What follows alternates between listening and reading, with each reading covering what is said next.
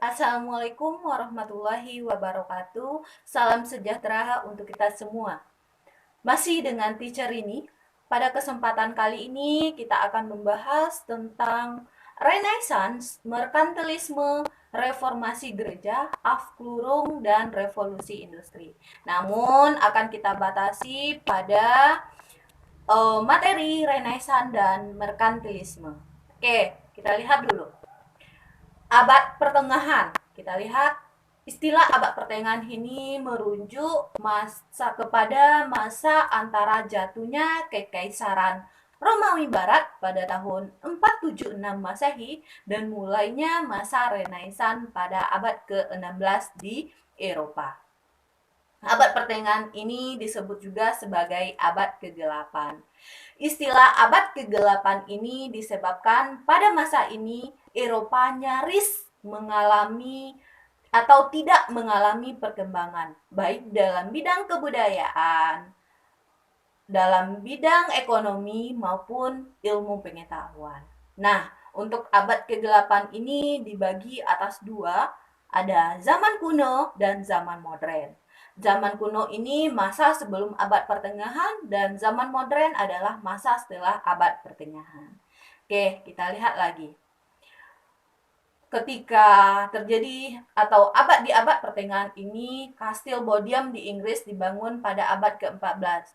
Kastil ini dilengkapi benteng, merupakan simbol feodalisme, sistem monor pada abad pertengahan. Sekarang lagi kita lihat masa Renaissance. Secara harfiah, Renaissance ini berasal dari bahasa Prancis yaitu Renaissance, artinya adalah kelahiran kembali.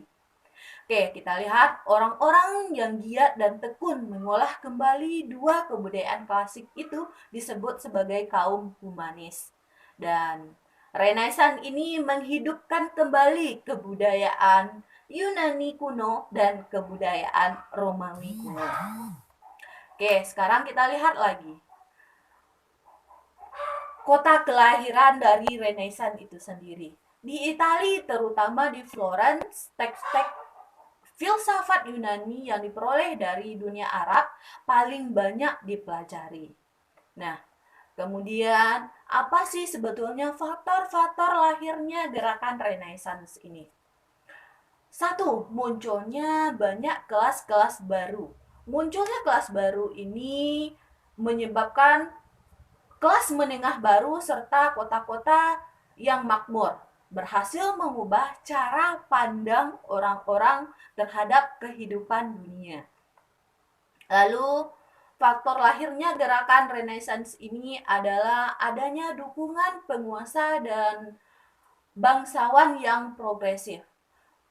Para penguasa politik Renaissance dan kaum bangsawan yang progresif ini mempelopori pengembangan pendidikan yang berbasis humaniora serta membiayai produk-produk atau proyek-proyek besar dalam bidang seni dan budaya. Sekarang kita lihat lagi faktornya yang ketiga, kenyataan pahit yang dihadapi pada abad pertengahan. Kondisi kemiskinan yang dialami rakyat pada abad pertengahan ini, khususnya Inggris, ikut memunculkan atau lahirnya Renaissance. Kemudian dengan jatuhnya Konstantinopel ini pada tahun 1453 di tangan dinasti Ottoman.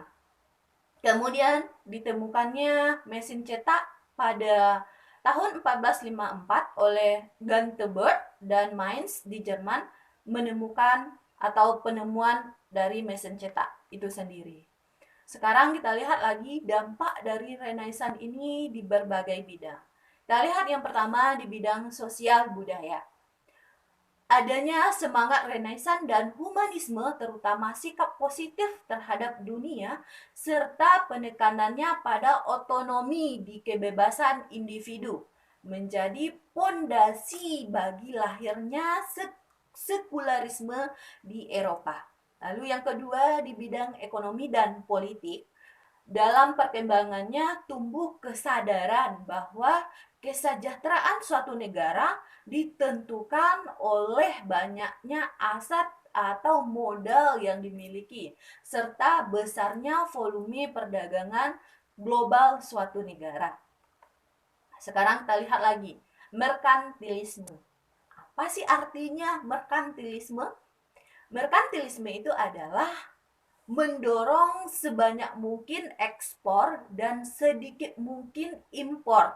Nah, serta ukuran kemakmuran negara terletak pada kemampuan mengumpulkan sebanyak mungkin sumber daya yang terbatas seperti emas dan perak. Sekarang kita lihat apa yang memicu lahirnya merkantilisme ini. Lahirnya merkantilisme dipengaruhi oleh semangat Renaissance yang ditandai oleh kepercayaan kemanusiaan atau hasrat intelektual serta penghargaan atas disiplinnya intelektual itu sendiri.